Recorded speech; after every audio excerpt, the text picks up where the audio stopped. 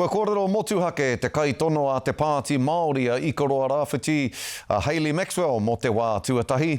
E hia marama ngā kūrakurakutanga i roto i tāna pāti e haere ana.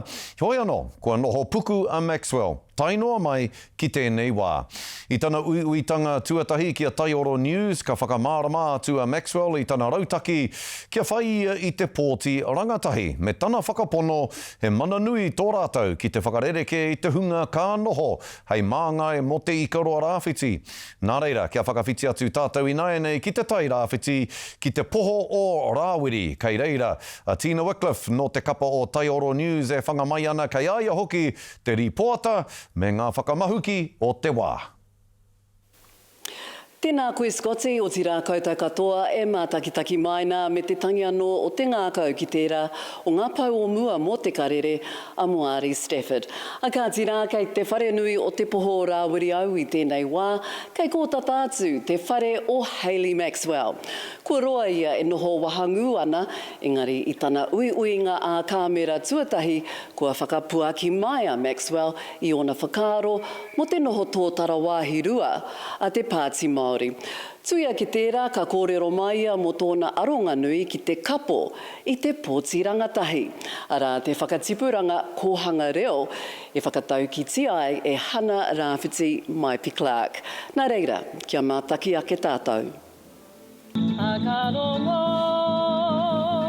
He reo rōreka, he reo no tētahi reanga ua ki te toro atu. Engari te rāpea kei a Hayley Maxwell te painga. Koinei te reanga kōhanga reo, he tamariki ako i te haka mai te kōpū, reo Māori, ao Māori, ahu rea Māori. Ko te oranga mo te apopo, ka noho haumaru a tātou mokopuna ki tō rātou reo, ki tō tātou reo Māori, ki tō tātou ao Māori. Huri noa i te motu e te kaumano nui atu ngā rangatahi ka āhei ki te pōti mo te wā tuatahi. Ko whai Maxwell tētahi. Ai, ki te pōti au mo te wā tuatahi tēnei tau, hākoa kare au tino whai ngā mahi tō rangapū, kei te moio au, kei te he ngā mahi a te kāwanatanga ki te iwi Māori. Tau pōti atu, tau pōti mai e ki ana ko te rangatahi te hunga ngoikore rawa ki te pōti. Engari taiho tērā kōrero, i nā hoki he momo reanga hou tēnei. Kei te kite, kei te rongo, kei te wānanga anō hoki te hunga rangatahi, i ngā heiputanga o te ao tō rangapū. Ko tāku ka hoki atu ki ngā kōrero a Uncle Rob, mō reanga atu te whakatonga, ko tāku pueru he whakapono. I ngā rohe pōti pērā i Ikaroa Rāwhiti, ka taia e ngā nama i tino iho te huri i te mana whakahaere. Kei a rātou te mana ki te pōti, kei te whakarongo rātou, kei te mātaki rātou i ngā mahi tukino tēnei kāwanatanga, kei te kite rātou. Mai whare kāhika ki Wainui o Mata, i enei marama kua takahia e Maxwell te roanga o te rohe. Aha kua huri kihia e kōrero tiana ngā raruraru o te pāti Māori. Kia hau nei tēnei wā kua tau. Ko hoha te iwi ai e tika ana me hoha. Hoi anō, kare au i uru ki roto i te pāti Māori mō e rā raruraru.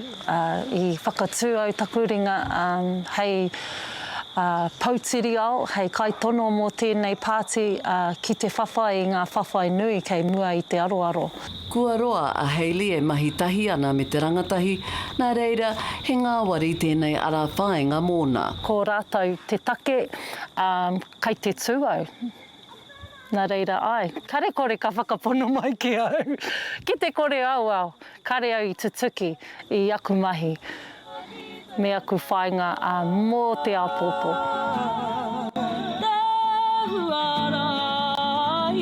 He reanga tūkaha i te ao Māori, ka taia rānei e rātou te kawe i taua kaha ki te pāka pōti. Kei tōku taha i nei ko tētahi o ngā hēteri rangatahi mō te pāti Māori ki Ikaroa Rāwhiti, a Tai Horonuku Lemon. Tēnā koe e tai. Tēnā koe Tina, tēnā tātou. Ahua no, I mātaki koe I taua pūrongo mō Hayley Maxwell, e ki ana he ngoikore tō reanga ki te mahi pōti, he tika tērā? Ko tāku he tautoko, engari e hara I te ngoikore kino, he pōhehe he a wanga pea.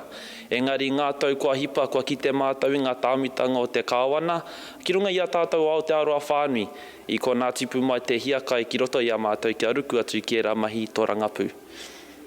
Kia ora, kei te mārama pū tō reanga ki ngā huringa o te ao tō rangapū.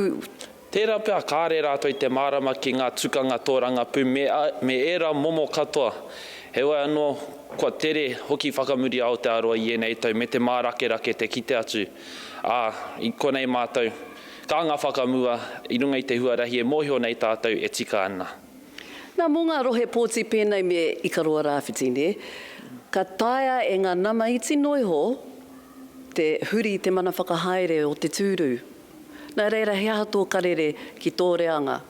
Ki tōku whakapono, mā te tokotahi, e taia te huri katoa te mana o nei pōti. Nō reira e hikama, me kimi rautaki, me whai huarahi tonu tātou te hunga rangatai, aha kua ko tō tau hau tuatahi ki enei mahi tō rangapū tēnā, kimi rautaki, kia haere atu koe ki te pōti, kia whakamana I te reo o tātou te rangatahi. A tēnā koe tai o hoi anō, koira ngā kōrero tō rangapū o te wā ki te tai rā whiti nei kāre kore, hei te tuawhitu o noe māra te pō o te kōwhiringa matua, ko te poho o Rāwiri, te wāhi ka manaaki I a Hayley Maxwell. Hei taua wā ka kitea me nā he tika ngā whakapai a tai horo nuku hoi anō, kia hoki atu te rākau kōrero ki a koe, Scotty. Ka rawe, e te tuahine tina, tēnā koe I tēnā pūrongo I enea whakamārama e pāna ki te kaitono I te Ikaroa rāwhiti, ngā piki, ngā heke, ngā wero, Tai Oro News, tai āhaha, tēnā koutou katoa.